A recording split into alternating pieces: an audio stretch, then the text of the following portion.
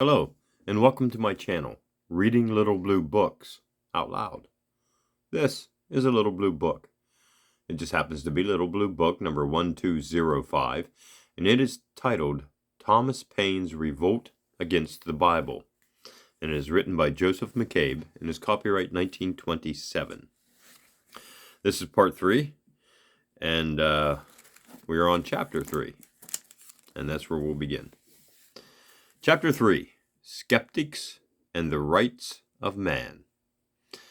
Conventional journalists, reviewing the 100 or so books that I have inflicted on the British and American public, are often good enough to say that they are not without ability, but are marred by sneers at religion. I gather that a critical reference to religion is always a sneer, and a gibe at radicalism a pleasantry. But the sneer at religion is the last paragraph of the last chapter, is an excellent illustration how unavoidable such things were. It was, as I have shown in other books, skeptics, Bales, Montesquieu, Beccaria, Voltaire, Locke, Rosaire, Goodwin, Diderot, Condorcet, Franklin, Paine, Jefferson, etc. Who begot the new idealism of the world? Joseph Priestley, almost the only professing Christian who prominently sustained the new idealism in England and America, was, says a biographer, laughed at in Paris as a believer in God, and branded at home as an atheist. He wore one thin theological garment above his deistic shirt. One smiles when the old-fashioned biographer adds quite seriously that it does not appear that his doctoral errors produced any morally evil results. Priestley had to shed 9/10 of his Christian creed to become a humanitarian.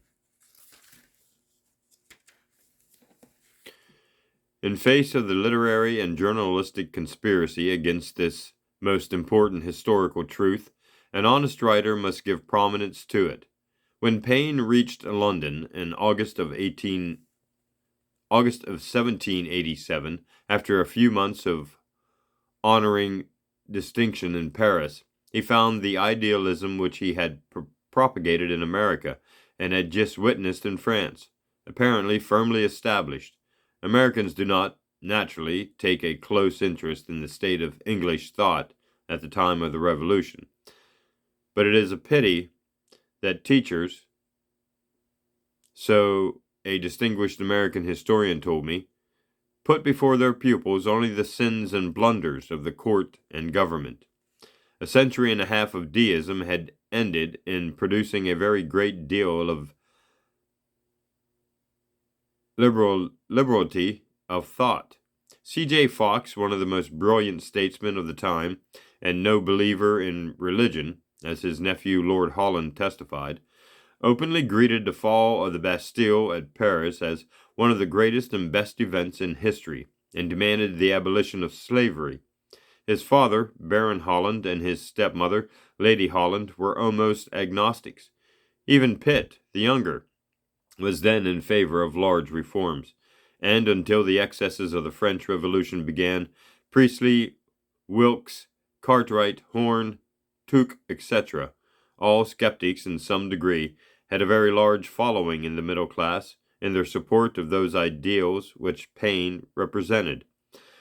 The spectacle of the young, aristocratic, democratic Shelley openly professing atheism and republicanism in Oxford University in 1810 should be considered by those who judge England by George III. Indeed, we require no further proof of the advance of liberalism in England than the reception of Paine. It was well known how Paine had lashed the colonists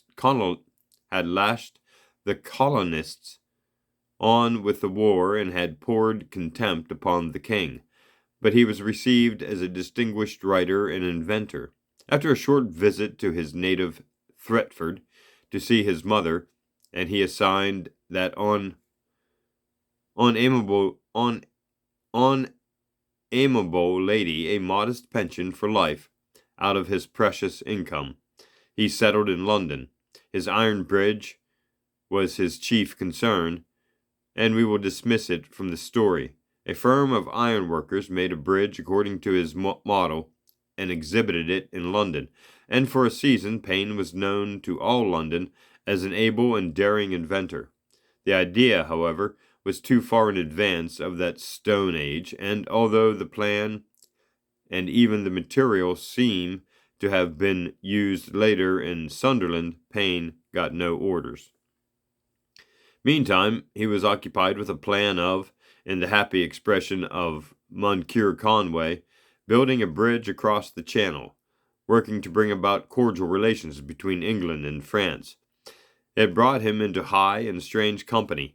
The second-rate statesmen of America, who affected to disdain him, must have opened their eyes when they heard that he was entrusted by Cardinal de la Barnay, the French king's most powerful minister, with a message to British statesmen. This brought him into friendly relations with Burke and Fox and other leading men of the English political world. In both France and England, he was highly respected. Early in 1790, after the opening of the Revolution, he was back in Paris, and it was to him that Lafayette entrusted the key of the Bastille to send to America. He returned to England and devoted himself again to research. One line of thought he had was that there might be some way of harnessing the terrific forces of gunpowder in the service of industry. But France was now rapidly moving toward that unhappy development which put back for a time the clock of progress. As I explain in my book on the French Revolution, Little Blue Book number 1145, that event was a pure and long-delayed reform in its first few years. Radicals justified boasting of it everywhere and sought to have its ideals recognized in their own lands, instead of being, as middle-headed preachers say, a crime engendered by irreligion. It was a stern rebuke to the preachers of the time, a magnificent triumph for French rationalism.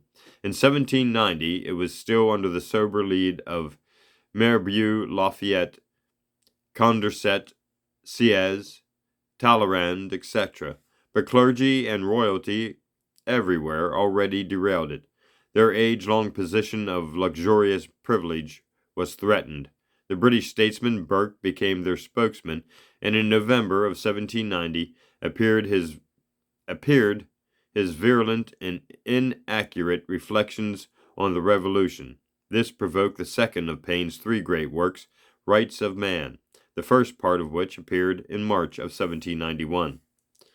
Note the significance of the title.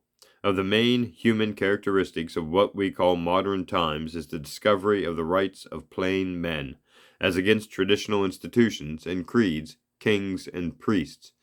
Paine, as he had done in his Common Sense, gave a clear and forceful philosophy of the new challenge, and the effect was at first the same. 200,000 copies were sold before the book was suppressed, and radical societies everywhere made it their gospel. Paine says Sir Leslie Stephen is the only English writer who expresses with uncompromising sharpness the absolute doctrine of political rights held by the French revolutionists. The response in England, the growth of reform societies, the long delay of the government in prosecuting show how rapidly liberalism was growing until the French Revolution entered upon its second stage and gave a power to reaction. The American edition promptly appeared, and its reception must have confirmed Paine's disappointment with the New World. His book was, says Conway, the first exposition of the republicanism of Jefferson, Madison, and Edmund Randolph that ever appeared. But the parting of the ways had appeared in American political thought, and the anti-Jeffersonians were proportionately angry with Paine. John Adams became a violent opponent. Governor Morris was to carry that rancor to Paris with nearly fatal effect to Paine. Conway finds that Paine's doctrine, the equality and brotherhood of men under the fatherhood of God, brought at first more odium upon him in America than in England. On the other hand, the anti-federalists were so delighted with the book that Jefferson, Madison, and Randolph tried to get Paine a place in the cabinet.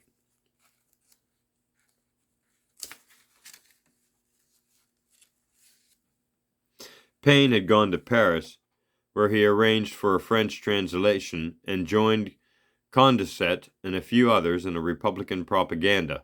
London and Paris seemed to him equally advancing, and he was soon back in England, helping the work of the Reform Societies. He published the second part of the work, and generally from behind the scenes urged on the reformers. Before the end of the year, naturally, conservatives were bitter against him. He had riddled their idol, Burke, and had created a strong Republican movement in England.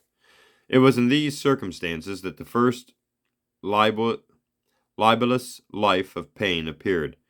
Life of Thomas Paine by Francis Odes, A.M. of the University of Pennsylvania. Preachers whose horror of Paine is largely based upon this book might at least know that there are 3 lies on the title page itself. Audley's is a pseudonym for George Chalmers, a London clerk who was paid $2,500 to vilify Paine.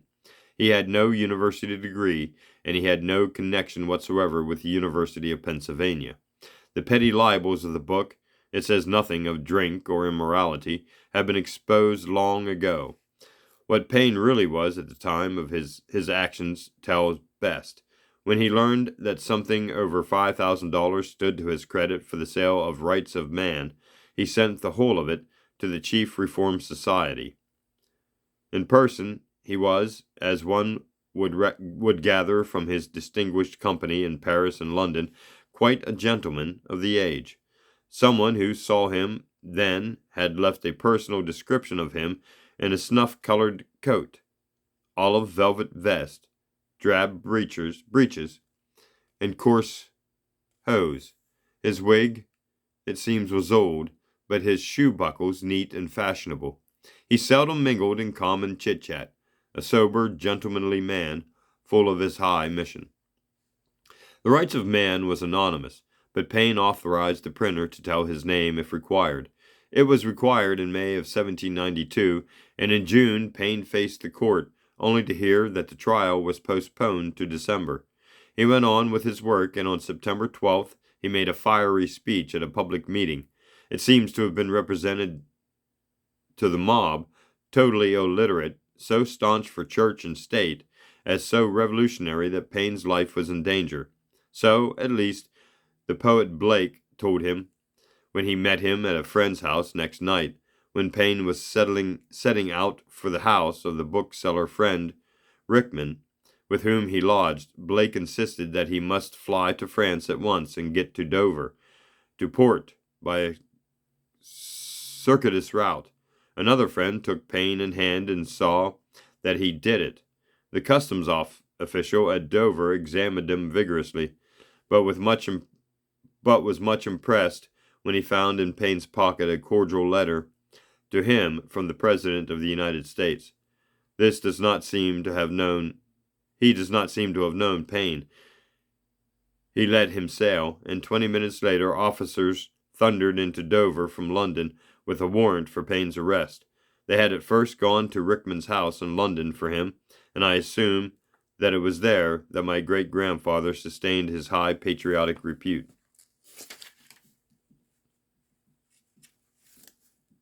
Of my Lincolnshire ancestors by digging his sword into Paine's empty bed. Paine had decided in any case to go to France. It was no bunk in his mouth when he said, "The world is my country. To do good is my religion." He ignored questions of nationality, and indeed many were not clear as to what his nationality was. British justice was seeking to punish him, and eventually outlawed him as a subject of the king, but he was legally an American, a colonist, who accepted and fought for the Revolution and therefore became ipso facto a citizen of the United States when its independence was recognized. Now the French made him a citizen of France in August of 1792 in recognition of the rights of man and his general distinction. More, 3 different French constituencies sought him as a delegate to the National Convention, and he accepted the charge of Calais. He was going to take his seat. A royal salute from the guns arrested him at Calais, and the people received him with immense enthusiasm and honor. It was the same at Paris, and his work as a people's delegate opened under the most promising auspices. Royalty is from this day abolished in France, was one of the first decisions to greet him. He was, though his French was of no practical use, associated with 3 of the finest statesmen of the time, Silas, Danton, and Condorcet. In the task of preparing a new constitution, it was a glorious time. The new age was dawning at last. France was going to realize its every ideal. Restricted to conversations with men who knew English, he little realized the dangers ahead. Everything he thought was going splendidly. France would save the world.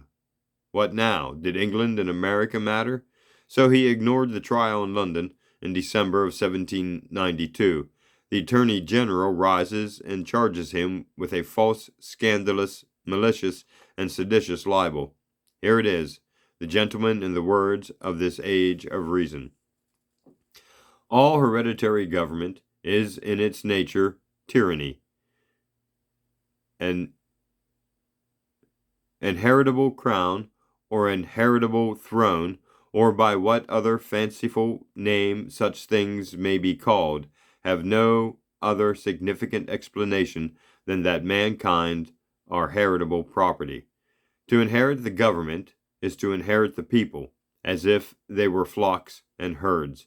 The time is not very distant when England will laugh at itself for sending to Holland, Hanover, Zell, or Brunswick for men at the expense of 5 million, a year, who understood neither her laws, her language, nor her interest, and whose capacities would scarcely have fitted them for the office of a parish constable. If government could be trusted to such hands, it must be some easy and simple thing indeed, and materials fit for all the purposes may be found in every town and village in England. And when we arraign this man for trial, he flies to France, and in a defiant letter to us adds this insult to his glorious majesty. It is possible that you, the Attorney General, or I can believe, or that reason can make any other man believe, that the capacity of such a man as Mr. Gulab the King, or any of the profligate sons, is necessary to the government of a nation. We smile at these things today.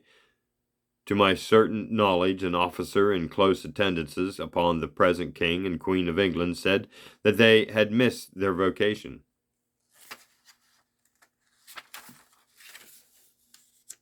They ought to have been grocers in a small provincial town, but we can understand the effect in 1792. These things said, the outraged Attorney General have gone into every class of society. Pages of this horrible book have actually been used for wrapping the cent's worth of candy that children buy. Britain once more did its duty. Paine was outlawed. Now a rural council raises a memorial to him. Emperor Simu, the great-grandfathers of these people, had burned Paine in effigy. He was burned all over England on November 5th of 1793, and jails were filled with men who possessed or circulated copies of Rights of Man. The Red Terror in Paris had, as is usual, given the reactionaries a pretext for a terror of their own. A war upon the idea of progress began in England. The legend of Tom Paine the villain began, and Paine smiled at first. The millennium was really opening in France, But before the end of 1793, while men were cursing the revolutionary in England, he was in a French jail awaiting sentence of death by revolutionaries. And that is the end of chapter 3, and I think we'll stop there. I will see you in part 4 for chapter 4. Thanks for listening.